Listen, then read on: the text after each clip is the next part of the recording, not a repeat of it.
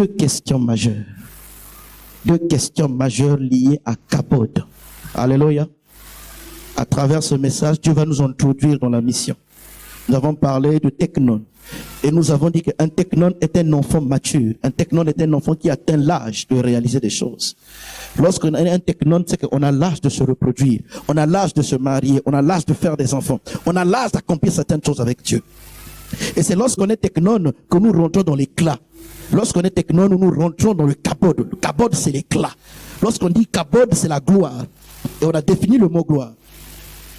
Lorsqu'on essaie de définir le mot gloire, en français, en fait, gloire, c'est l'éclat. Gloire, c'est la puissance. Gloire, c'est la puissance financière, c'est la richesse. La première fois que vous lisez le mot gloire dans la Bible, c'est lorsqu'on dit, allez-y dire à mon père toute la gloire que j'ai en Égypte. Tout le succès, toute la réussite, toute l'influence. Alléluia. Donc c'est l'éclat. Chacun de nous a un éclat. Dieu t'a donné un éclat. Quand nous sommes venus sur la terre, il y a un éclat. Il y a quelque chose qui est sur toi. Ce que les sorciers, les magiciens disent, ah, toi tu as une étoile. L'étoile, en fait, c'est l'éclat. Alléluia. L'étoile, c'est l'éclat. Les gens qui sont dans le monde mystique, qui ont les yeux ouverts, ils peuvent voir ces choses. Ils vous disent que toi, tu as une étoile. Mais l'étoile, c'est la gloire, c'est l'éclat. Et le diable peut le voler. C'est pourquoi beaucoup de gens marchent sur la terre, leur étoile a été volée. On explique un peu le lien entre l'intelligence et la capacité de penser. Il y a des gens, vous êtes, en cette année-là, Dieu voulait que vous soyez loin. Mais les réalités font que vous êtes encore très loin. Parce qu'il y a votre éclat qui a été volé. Je vous avais parlé un peu de la réflexion. On avait parlé de ça la semaine dernière. Tu peux voir quelqu'un, il a 30 ans, mais il réfléchit comme un enfant de 17 ans, de 18 ans. Parce qu'il y a quelque chose qui lui a été volé. L'intelligence a été volée. La sagesse a été volée. Tu peux voir quelqu'un, il a 40 ans, mais il réfléchit comme un enfant de 12 ans. Pourquoi? Parce qu'il y a eu une réflexion qui a été bloquée. L'éclat a été volé. Et nous avons prié que le Seigneur restaure. Et je bénis Dieu pour toutes les vies qui ont été restaurées. Pour les témoignages, pour vous qui avez vécu des choses, dans les sens, dans les visions. Je bénis le Seigneur pour cela. Et j'aimerais vous dire qu'encore, Dieu a commencé. Dieu est en train de restaurer l'éclat de chacun de nous, l'éclat de chacun de vous. Alléluia. C'est pourquoi l'éclat de cette église, Dieu va restaurer encore l'éclat de cette église. Alléluia. Mais pour cela, nous avons notre responsabilité. Dieu a sa responsabilité, certes, mais nous aussi, les hommes, nous avons notre responsabilité. C'est pourquoi aujourd'hui, nous allons voir les deux questions majeures qui sont liées à l'éclat de ta vie. Toi, tu es appelé à briller. Tu es appelé à briller. C'est pas pour rien qu'aujourd'hui, en anglais, on parle de star. Star, c'est une étoile. Star, c'est une étoile. Jésus-Christ, lorsqu'il est né, vous allez voir que le message qui annonce la naissance de Jésus sur la terre, parmi les humains qui ne connaissaient pas Christ, qui n'avaient jamais rentré en contact, qui n'étaient jamais rentrés en contact avec la parole de Dieu, ce sont les étoiles. C'est les étoiles qui brillent, qui annoncent aux mages. Or, les mages, en fait, le mot mage est lié à la magie. Ce sont les gens qui lisent, ce sont les gens qui étudient des choses qui dépassent le physique, qui sont de la dimension du métaphysique. Donc les rois mages, c'était des gens qui lisaient des étoiles, qui lisaient des livres, qui parlaient un peu de celui-là qui devait venir changer le système spirituel. C'est pourquoi depuis que Jésus est né, depuis que l'étoile de Jésus a brillé dans le ciel, nous n'avons pas aujourd'hui à orienter notre vie sur des signes zodiaques, sur les horoscopes. Parce que nous sommes fixés à une seule étoile. Alléluia. Jésus-Christ de Nazareth. Donc tu es une étoile et tu dois briller. Amen. Donc nous allons parler de deux questions majeures liées à Kabod, deux questions majeures liées à ta gloire, deux questions majeures. Dieu veut éclater sa gloire sur ta vie. Amen. C'est pourquoi nous allons lire Exode chapitre 14. En principe, c'est à partir du verset 1 jusqu'au verset 17. Mais bon, c'est pas grave. Tu peux rester assise parce que je risque de faire beaucoup de sport avec le talent. Je ne veux pas te torturer. Alors, je disais, nous allons lire Exode à partir du chapitre 1 jusqu'au... Non. Exode chapitre 14, pardon, oui, à partir du verset 1 jusqu'au verset 17. Ce qui nous intéresse ici, c'est le verset 17. Mais lisons quand même pour bien rentrer dans le contexte. Lisons la parole de Dieu. Écoutons, j'invite notre lectrice à lire la parole ce matin. Lisons la parole du Seigneur dans Exode chapitre 14, verset 1 jusqu'à 17. L'Éternel parla à Moïse et dit, « Parle aux enfants d'Israël, qu'ils se détournent, qu'ils se campent devant Pi-Hahiroth, entre Migdol et la mer, vis-à-vis de Baal-Tséphon. C'est en face de ce lieu que vous camperez près de la mer. » Alléluia. Israël quitte l'Égypte. Les enfants d'Israël quittent l'Égypte, ils commencent leur voyage. Alléluia. Pendant qu'ils commencent leur voyage, ils partent vers le pays où coule le lait et le miel. Il y a une destination que Dieu a prévue pour chacun de nous, bien-aimés. Et là où Dieu a prévu pour chacun de nous, en fait, c'est une destination où coule le lait et le miel. Alléluia. Nous ne sommes pas en train de parler du lait et du miel. Ça aussi, c'est une autre révélation.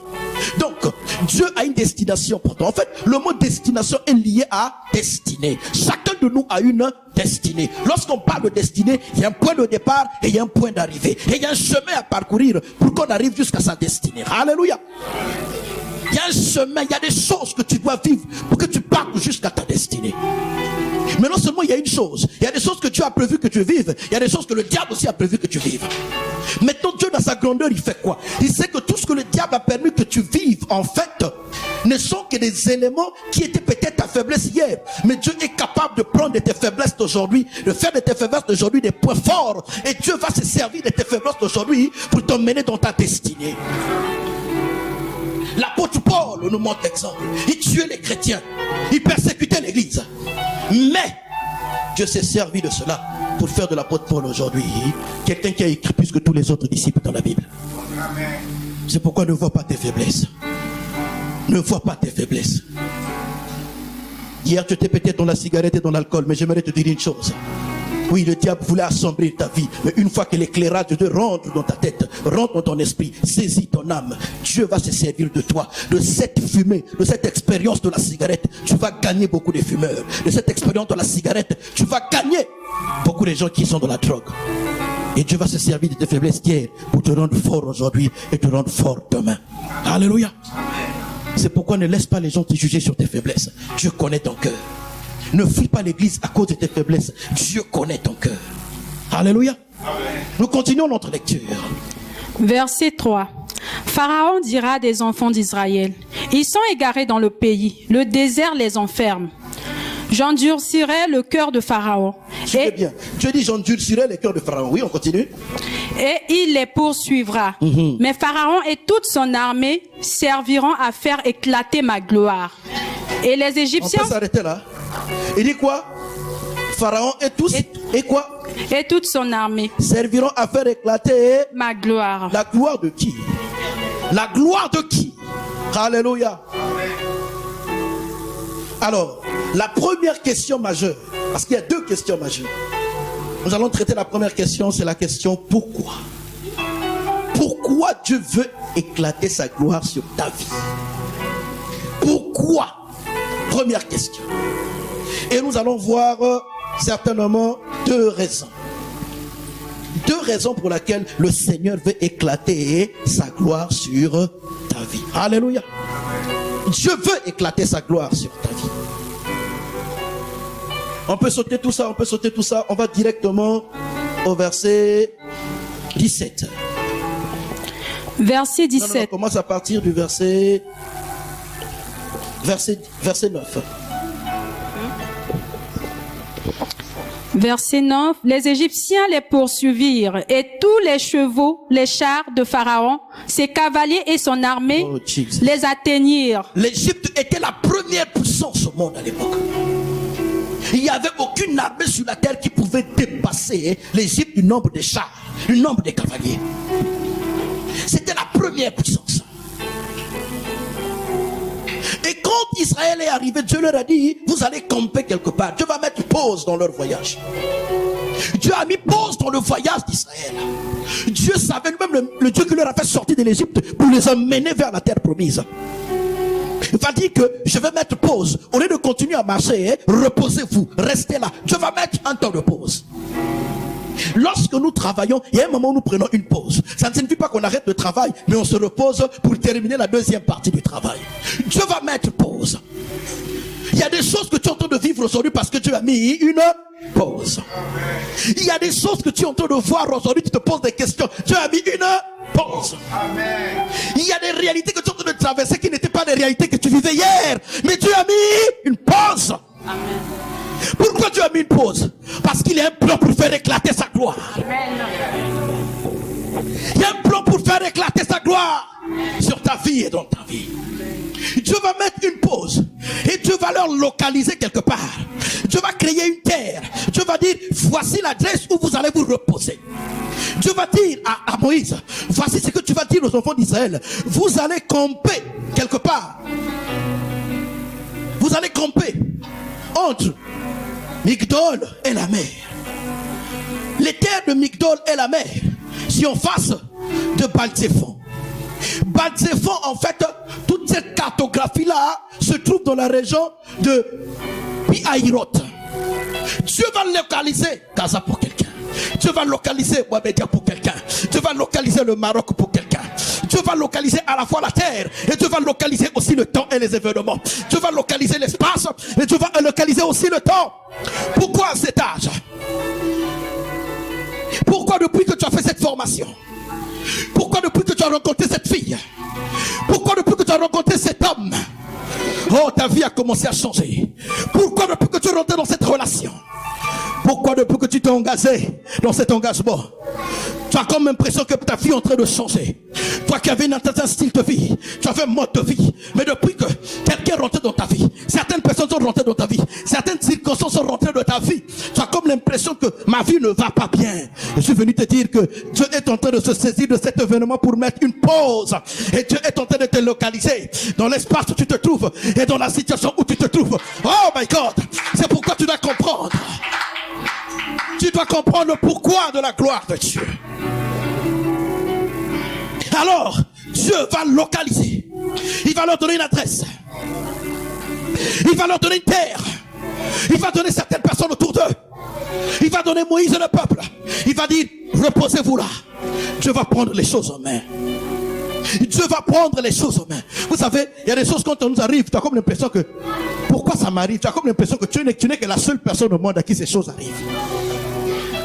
Tu as comme l'impression que pour tous les autres c'est facile, mais pour toi c'est difficile. Oh. Tu te poses mille et une questions. Mais ce que tu ne sais pas, c'est qu'il y a une pause. Il y a un combat entre le diable et Dieu. Mais dites-moi, et le diable et Dieu, qui est au-dessus de l'autre? Qui a créé l'autre? C'est Dieu. Oh, vous savez, le diable, c'est le prince des ignorants. La Bible déclare que Satan est le prince de ténèbres. Le premier de ténèbres. Le mot ténèbres, lorsque vous interprétez en hébreu, signifie aussi ignorance. Il y a des choses que le diable fait. Il pense qu'il est en train de contrôler ta vie. Il est en train de contrôler ta vie. Mais ce qu'il ne sait pas, c'est que, oh, il t'a laissé les oreilles ouvertes. Il a laissé tes yeux ouverts. Il a laissé tes pieds venir jusqu'à l'église. Il a laissé tes oreilles disposées à écouter la parole de Dieu. Il a laissé tes yeux voir. Il a laissé ton intelligence discerner ton passé, ton présent et voir ton futur. Amen. Et quand Dieu m'impose, c'est pour te permettre de regarder l'environnement. Regarde la région, regarde l'espace, regarde les gens qui sont en face de toi, regarde ce que tu es en train de vivre, regarde les gens qui vous ont causé toutes ces choses.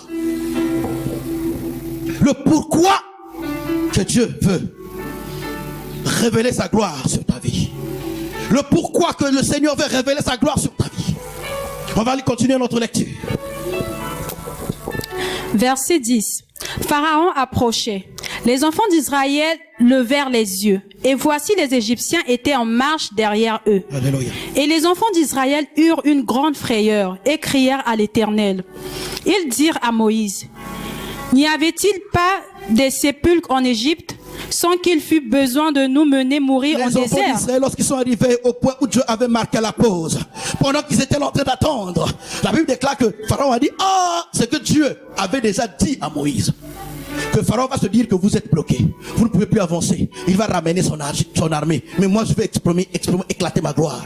Le peuple ne savait pas le plan de Dieu. Le peuple ne savait pas ce que Dieu avait dit à Moïse. Moïse n'a pas dit aussi au peuple de Dieu ce que Dieu devait faire. Alléluia. En fait, toi tu ne sais pas ce que Dieu va faire. Tu vois les situations devant toi, tu as peur. Le peuple de Dieu avait peur, le peuple de Dieu hésitait, le peuple de Dieu tremblait. Ils ont commencé à dire à Moïse, mais pourquoi tu ne nous as pas laissés en Égypte? Pourquoi tu ne nous as pas laissés là-bas? On devait pour nous mourir en Égypte. Pourquoi tu nous as laissés pas là-bas? Tu nous amènes ici. La localisation. À un moment donné, le lieu où tu te trouves, l'espace où tu te trouves, le temps que tu vas traverser sera un temps difficile, un espace difficile. Tu auras comme l'impression que je sème, je ne récolte pas. Tu auras comme l'impression que je parle, personne ne m'écoute. Tu auras comme l'impression que tout ce que je fais, c'est comme si c'est la mort qui m'accompagne. Je suis venu te dire, il y a une pause. Il y a une pause. Lorsque l'Éternel est rentré en action, Dieu est déjà rentré en action. Même si toi tu ne le vois pas, le peuple ne savait pas. Le peuple ne savait pas. Le peuple ne savait pas. Mais Moïse savait. ne savait pas, mais Moïse savait. Tu es peut-être le peuple aujourd'hui. Demain, tu seras Moïse. Tu es peut-être le peuple aujourd'hui qui ne sait pas. Mais j'aimerais te dire, quand Dieu marque une pause, ça ne signifie pas que tu es absent. Quand Dieu marque une pause, ça ne signifie pas que tu es silencieux. Quand Dieu marque une pause, ça ne signifie pas que Dieu est inapte. Je suis venu te dire que c'est un temps où Dieu est en train de te localiser. Il est en train d'orchestrer des événements à ta faveur. Le peuple de Dieu a commencé à dire, mais Seigneur, pourquoi Moïse, tu ne t'as pas laissé mourir en Égypte? On continue la lecture. Que nous as-tu fait en nous faisant sortir d'Égypte? Il arrive que nous accusons les hommes de Dieu. Il arrive que nous accusons nos parents. Il arrive que nous accusons même Dieu. Il arrive que nous accusons. Nous accusons parce qu'il y a une pause. Il arrive que nous accusons les hommes qui ont traversé avec nous. Les hommes qui ont marché avec nous. Oui. Ils peuvent être responsables. Oui. Mais dis-moi, qui t'a crié? C'est l'homme ou c'est Dieu? Il arrive qu'on accuse la famille, qu'on accuse les amis, qu'on accuse les copains, les copines, qu'on accuse l'école, qu'on accuse le directeur de l'école, qu'on accuse le patron, qu'on accuse la patronne, qu'on accuse le directeur, qu'on accuse la directrice, qu'on accuse le tuteur, qu'on accuse la tutrice. Moïse n'était qu'un tuteur, il n'avait pas créé le peuple d'Israël. Il arrive que tu accuses. C'est ce que le peuple de Dieu a commencé à faire. Lisons la suite. Verset 12. N'est-ce pas là ce que nous te disions en Égypte? Laisse-nous servir les Égyptiens, car nous aimions mieux servir les Égyptiens que de mourir au désert. On commence à regretter le monde pour dire, quand j'étais dans le monde, quand je faisais certaines choses, bien aimé, j'ai connu des gens, j'ai connu des témoignages, des filles dans ce pays qui ont vécu dans des moments difficiles, où les voisins, les voisines, les frères, les sœurs, les proches lui disaient, sors avec ce garçon, il a les moyens, il va s'occuper de toi. Mais à cause de son alliance avec Dieu, il a dit non. On a insulté de tout. Mais plus tard, il y a une gloire qui accompagne leur vie. Plus tard, il y a une gloire qui accompagne leur vie. J'aimerais vous le dire aujourd'hui. Quand Dieu marque une pause, c'est un temps où Dieu travaille ta fidélité. On va voir ça tout à l'heure. Dans le comment et dans le pourquoi. Alléluia. On continue la lecture. Verset 13. Moïse répondit au peuple, ne craignez rien, restez en place et regardez la délivrance que l'Éternel va vous accorder en ce jour. Car les Égyptiens que vous voyez aujourd'hui, vous ne les verrez plus jamais. La partie là. Vous ne les verrez plus. Je suis en train de traiter de la première question majeure. Bien aimé, il y a des choses qui vont sortir de ta vie si toi tu résistes jusqu'à la fin de la tentation de ces choses. Si tu ne prends pas la décision de résister jusqu'à rentrer dans la pleine victoire, il te sera difficile de vivre l'éclat de ta vie. L'éclat que Dieu a programmé dans le monde spirituel de ta vie. Ton étoile sera toujours utilisée par les autres. Ta santé sera toujours aspirée par les autres. Tes projets seront toujours volés par les autres. Toi, tu as eu des projets avant eux. Tu te bats, tu fais, ça marche pas. Mais quand tu leur donnes le projet, et dès qu'ils prennent le projet, ça décolle. Parce qu'il y a certaines tentations que tu n'as pas encore gagnées, pisé. Tu n'as pas résisté. Et ce qui fait que beaucoup de chrétiens, vous restez là, des promesses. Dieu m'a dit, mais il y avait une attitude. Il dit, les Égyptiens que vous voyez là, vous ne les verrez plus jamais. C'est bien d'être dans une bonne église. C'est bien d'être là où on vous presse réellement la parole. Ça vous fait mal. Tu arrives, tu dis, mais le pasteur aussi. Ah, mais oui. C'est ça qui va changer vos vies. On te rappelle. L'apôtre Paul dit, je ne me fatiguerai pas, je ne me lasserai pas à vous rappeler les mêmes choses. Si ces choses vous sont salutaires, si c'est lié à votre salut, à votre délivrance, restez à cet endroit. Et laissez le Seigneur opérer dans votre vie. Il y a des choses que vous avez vues hier, vous ne les verrez plus jamais. Il y a un frère qui me donnait un témoignage un jour, il dit, pasteur, moi j'ai souffert des femmes de nuit. Je ne pouvais pas dormir sans femme de nuit. Quand je me suis converti, Au départ, c'était compliqué. Chaque fois que je me réveillais, j'étais là, je me réveillais mouillé, mais je priais. Il dit, j'ai atteint un niveau où dans le songe, quand une femme venait me séduire, j'ai dit, mais en fait, il y a longtemps que je suis parti avec une femme, dans le rêve. Hein? Il dit, bon, moi aussi j'ai envie de partir avec toi. Je commence à suivre la femme en question dans le songe, elle commence à fuir. Il dit, pasteur, j'ai expérimenté ça plusieurs fois. Une femme vient me séduire, moi j'en profite aussi, il y a longtemps que j'ai été aussi avec une femme. Depuis que je suis dans la foi, là, je n'ai pas de femme, j'en profite. Il dit, je suis la fille dans le rêve, la fille fuit.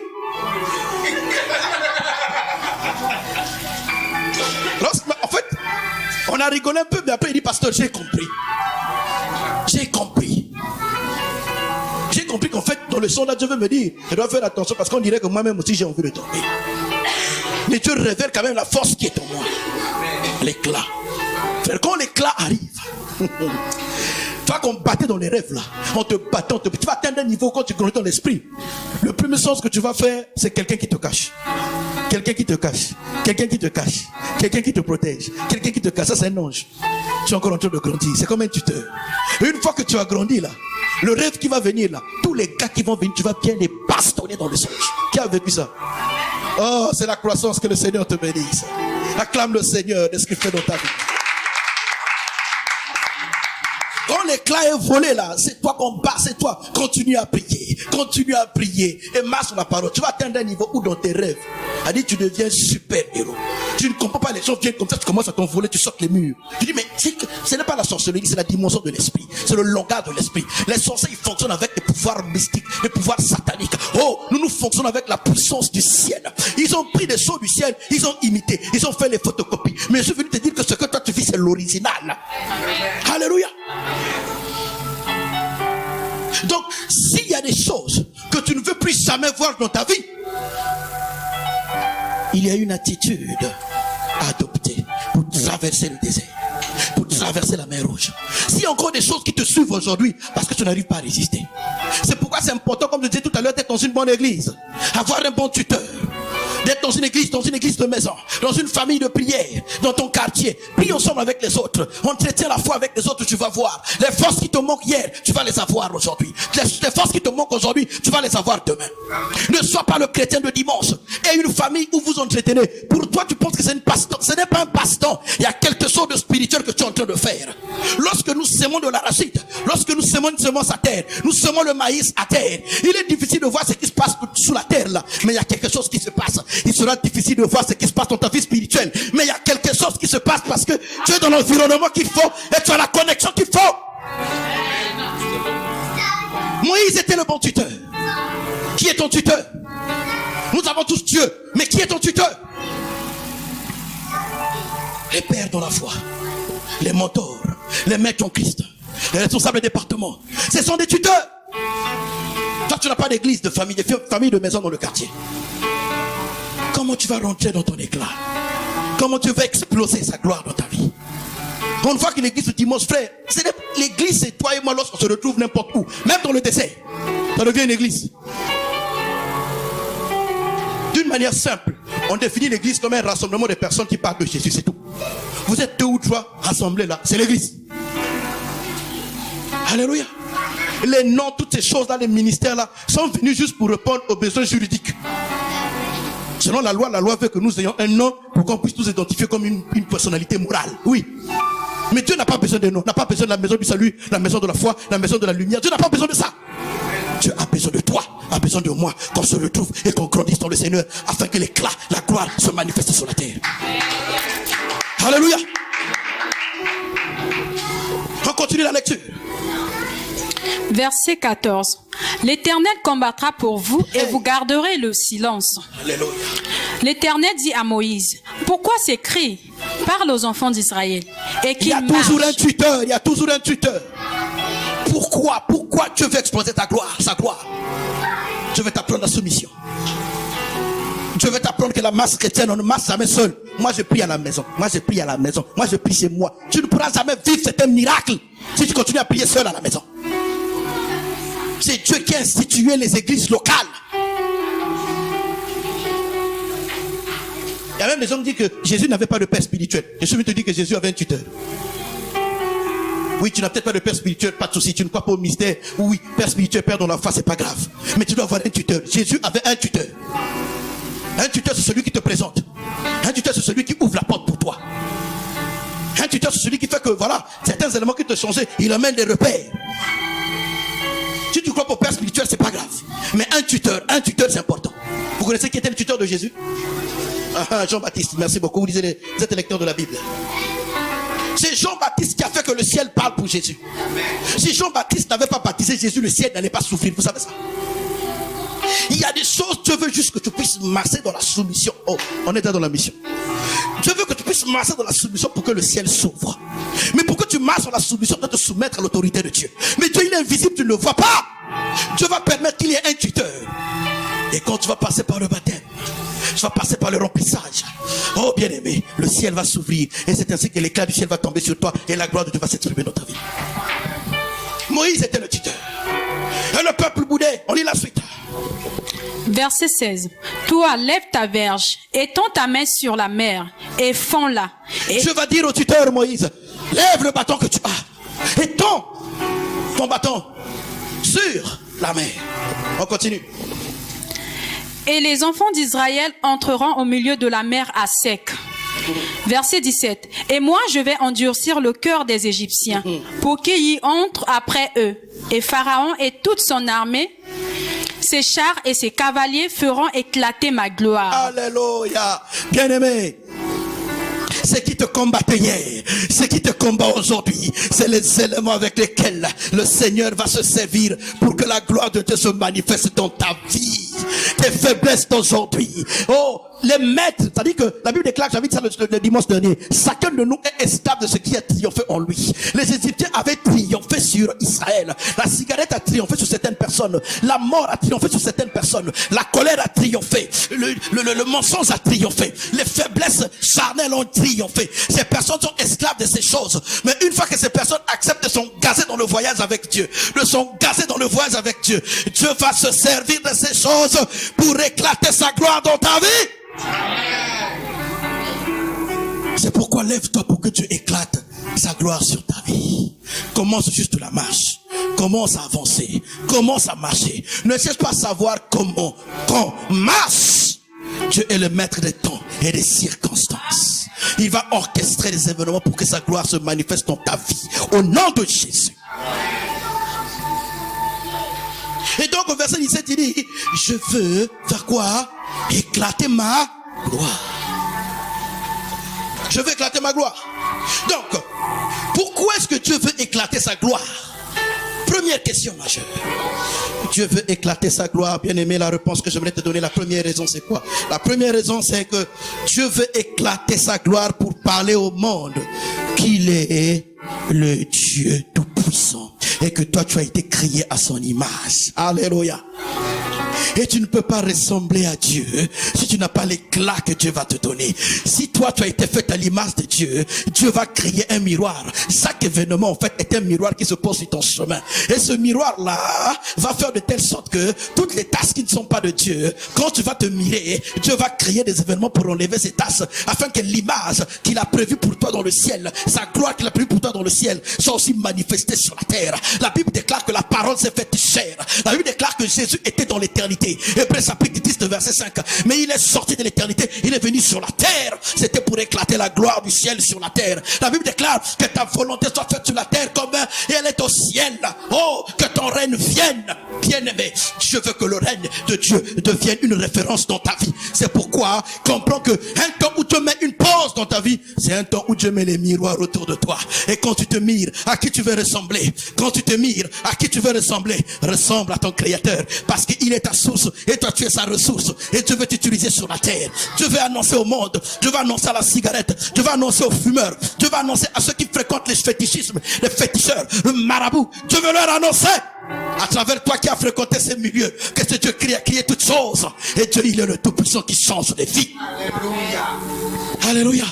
Reçois la gloire de Dieu sur ta vie. Reçois.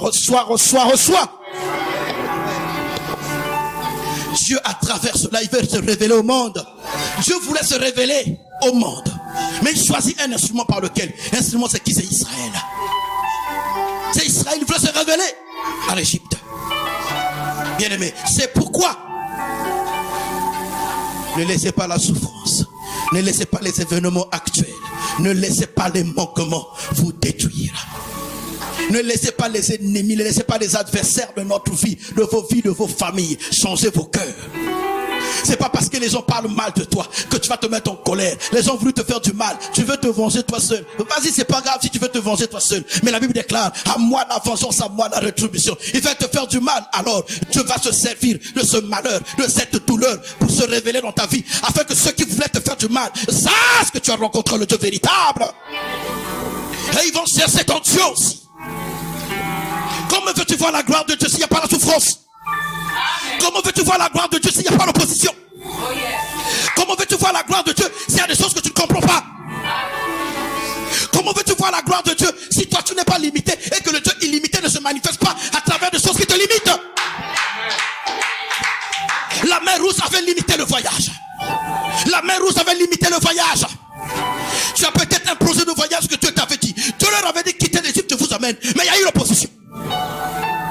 Toi aussi, Dieu t'a demandé, il y a l'opposition. Le Dieu qui a promis le voyage, il y a l'opposition. Le Dieu qui a promis le mariage, il y a l'opposition. Mais j'aimerais te dire, ne te décourage pas. À travers cette opposition, Dieu veut exprimer sa gloire dans ta vie. Le livre de Psaume, chapitre 23, le verset 5 nous dit, je dresse une table. Tu dresses une table devant mes adversaires.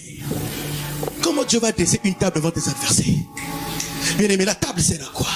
La table sert à arranger les problèmes. Lorsqu'on dit table ronde, bien aimé, nos indépendances en Afrique ont été négociées autour des tables. Les coups d'état se préparent autour des tables. Les mariages se célèbrent autour des tables.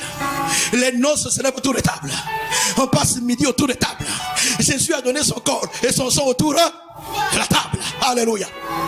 C'est pourquoi on parle de la table du roi. Alléluia. Et Dieu dit, je vais dresser ma table devant tes ennemis. C'est Dieu qui dit, je dresse une table devant tes adversaires. Alors quand Dieu dresse une table, qu'est-ce que Dieu veut faire? Alléluia, oh Jesus. Les gens qui t'ont vu manger à terre, les gens qui t'ont vu sans valeur, Dieu va dire, bon, voici maintenant ma princesse. Au jour de célébration de ton mariage, jour de célébration de ta gloire, jour de célébration de tes accomplissements. Et là maintenant Dieu te dit, allez maintenant, oh, la table va devenir comme un tapis rouge où tu vas monter, tu vas travailler, tu vas masser.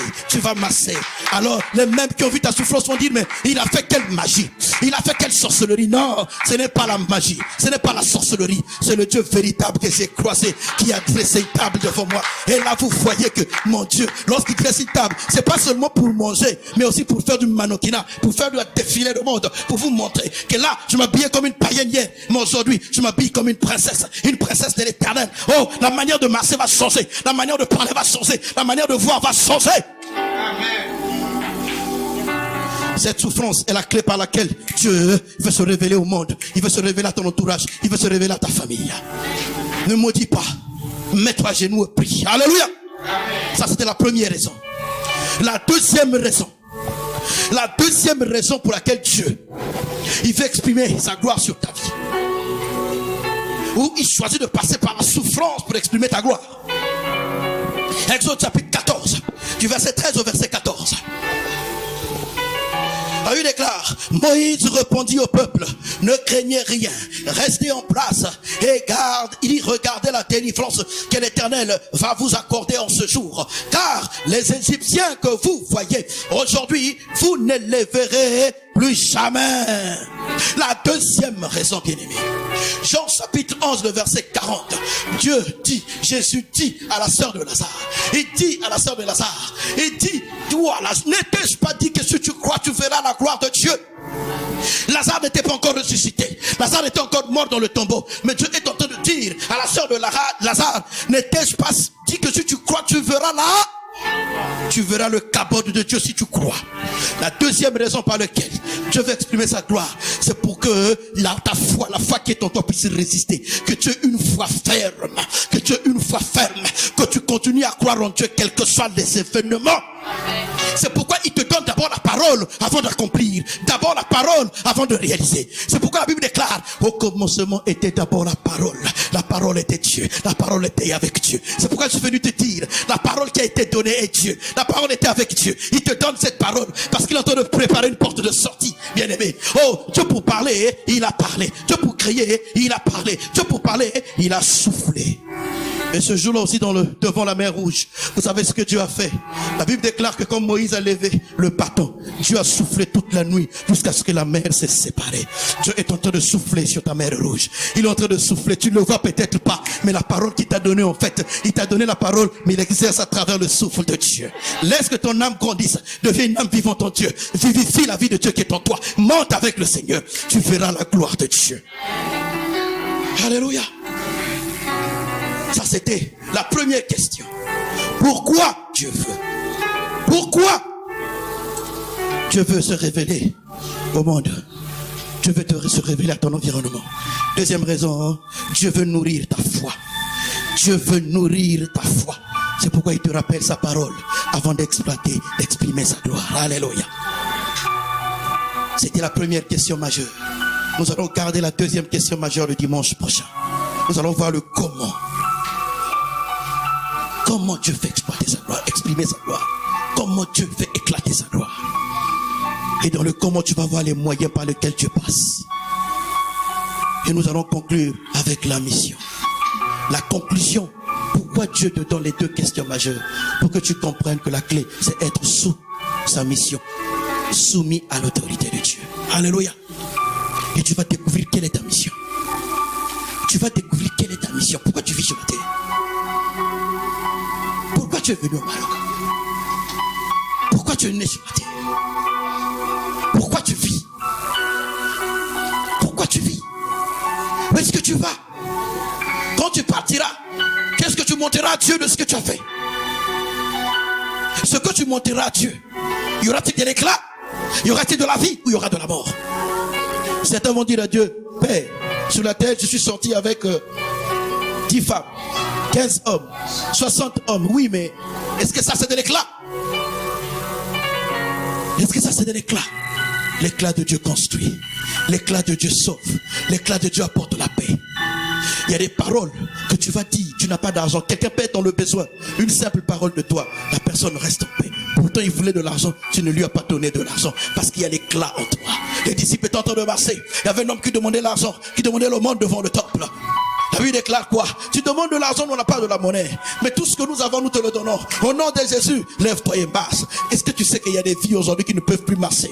Il y a des vies aujourd'hui qui sont stagnées. Mais Dieu a besoin de toi pour faire marcher ces vies. Parmi tes copines, il y a ceux-là qui ne peuvent plus marcher. Parmi tes amis, tes copains, il y a ceux-là qui ne peuvent plus marcher. Ils ne peuvent plus évoluer. Leurs pensées sont bloquées. Leurs projets sont bloqués. Ils veulent bien, mais ils n'arrivent pas. Oh, ils ont besoin de toi. Dieu a besoin de toi. Parce qu'à travers toi, Dieu veut leur dire, lève-toi et marche. Qui veut répondre à cela? Qui veut répondre à l'appel pour dire, Seigneur, fais de moi un instrument dans mon environnement. Fais de moi un instrument dans ma famille. Fais de moi un instrument pour mes amis. Fais de moi un instrument. Lève-toi, nous allons prier ce matin. Oh, Père.